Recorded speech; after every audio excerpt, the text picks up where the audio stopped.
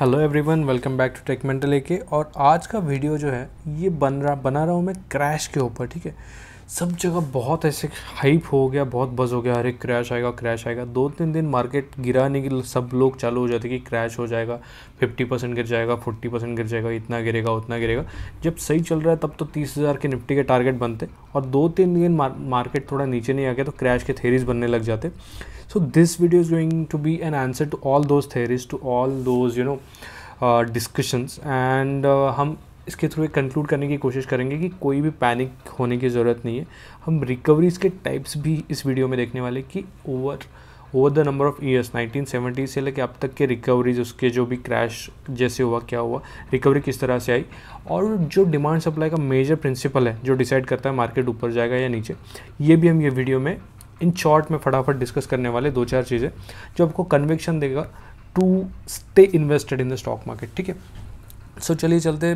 ये जो साहब है रे डैलियो, ये हेज फंड्स वगैरह भी मैनेज करते हैं। इन्होंने रिसेंटली एक ओपिनियन दिया था अपना कि स्टॉक्स में डिक्लाइन 20% और मार्केट्स बहुत नीचे आ सकते हैं अगर फेड अपने इंटरेस्ट रेट्स को बढ़ाता है या फिर जो भी कुछ करता है। और तब से और उसके पहले से भी ये डिस्कशन बहुत चल रहा है। उसके बाद ये भी एक रिपोर्ट आई थी कि यूएस में इन्फ्लेशन बहुत ज़्यादा बढ़ गया है तो रिसेशन का, ले ऑफ का वगैरह रिस्क है।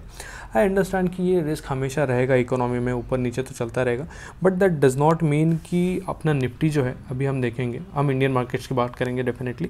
2009 में एक डिप आया था, 2018 की में आया था। ये कोरोना फॉल तो सब जानते हैं, जब most of the people of this generation actually got into the market because of this fall. तो ठीक है, तो मार्केट बहुत नीचे चला जाएगा, अभी 5,000 का लेवल आएगा क्या, 10,000 का आएगा क्या, ये सारी डिस्कशंस अभी मैं सुन रहा हूँ इन्वेस्टर्स के और ट्रेडर्स के कम्युनिटी में भी। ठीक है, तो सच में इतना डरने की ज़रूरत है क्या? उसके लिए चलो हम अंडरस्टैंड करते हैं कि रिकवरीज किस तरह से आती है मार्केट में और मार्केट गिरता कैसे। ठीक है, जब भी मार्केट गिरता है तो 4 तरह की मेजर रिकवरीज है मार्केट्स में जो आती है। The first one is L shaped. L shape मतलब क्या है, बहुत टाइम लगाता है, 4 साल 5 साल, कभी कभी 10-20 साल भी लगाता है market to get to the original level जहाँ पे वो था। Second one is W shaped, जहाँ पे मार्केट डब्ल्यू शेप में एक हिट तो दे देता है ऊपर, बट सेकेंड टाइम फिर से एक बार लो मार के फिर ऊपर चला जाता है। वो उसको भी काफ़ी टाइम लगता है, हम बोल सकते हैं कि 1 से 3 साल का वो फेज़ रहता है। तो third one is U shaped. U shape मतलब थोड़ा वी टाइप ही होता है, वी शेप रिकवरी होता है, बट इसमें क्या होता है, थोड़ा 1-2 हायर लोज हायर हाइज बनाते हुए मार्केट थोड़ा रिटेलर्स को मार्केट में उसको कंफ्यूज करता हुआ फिर ऊपर चला जाता है। And the last one is V shape which we recently observed with the corona fall. Market जितने स्पीड से नीचे आता है उतने स्पीड से ऊपर भी चला जाता है। तो चलो एक नज़र डालते कि पिछले कई सालों में कौन सी रिकवरीज आए और किस तरह से मार्केट ने इन्वेस्टर्स और ट्रेडर्स को रिटर्न्स भी दिए। ठीक है, तो 2008 का क्राइसिस था। हम सब most of the people of around my age we got into the markets in this thing जब हम 17-18 साल के थे। ठीक है, तो तब ये जो फॉल आया था 2008 का, तब काफ़ी बहुत नीचे आ गया था निफ्टी। मतलब अगर हम देख सकते तो 6,000 के भी लेवल से ये बिल्कुल 2,800 के आसपास आया था। But this is kind of a W shaped recovery. यहाँ से ये ऊपर चला गया एंड इमीडिएटली यहाँ पे आ गया, बट उसके बाद भी उसको थोड़ा सा टाइम लगा, फिर से एक बार नीचे है एंड फिर वो बढ़ गया। ठीक है, तो 2 साल ऑलमोस्ट लगे थे निफ्टी को तब रिकवर होने में। 2016 की जो हम बात करते हैं क्राइसिस की, तो वो थोड़ा 2016-18 के बीच में जो था, तब IL&FS का फ्रॉड आया था, बहुत सारी चीज़ें थी, तो तब भी मार्केट फॉलो हुआ था और तब भी sort of a W shaped recovery इसमें आई थी।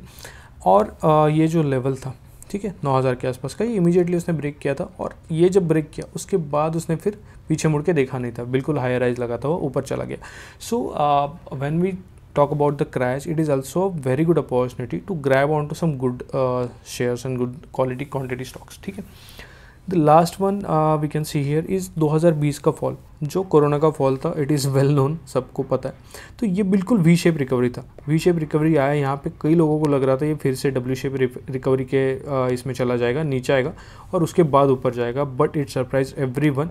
यहाँ से जो इसने ब्रेकआउट दिया है उसके बाद तब की जो बुल रन है ये अब तक चल रहा है, जब निफ्टी 16-18 हज़ार के आसपास अभी ट्रेड कर रहा है। ठीक है, तो ये था 2020 का क्राइसिस।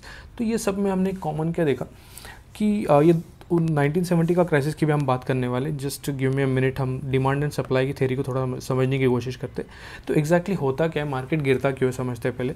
एक तो जब बहुत मनी लोगों के पास आता है। जैसे लोगों का इनकम बढ़ गया, पर कैपिटा इनकम बढ़ गया, कंट्री के हर एक सिटीज़न का इनकम बढ़ रहा है, तो बिल्कुल इन्फ्लेशन आता है। ये क्यों आता है? क्योंकि सरप्लस मनी हर किसी के पास है, तो हर कोई खर्च करेगा, ठीक है। खर्च करेगा तो क्या होगा कि डिमांड बढ़ेगा और सप्लाई कम होगा। उसका मतलब क्या हो जाएगा कि कीमतें बढ़ जाएंगी, तो कीमतें बढ़ गई, इसका मतलब इन्फ्लेशन आ गया।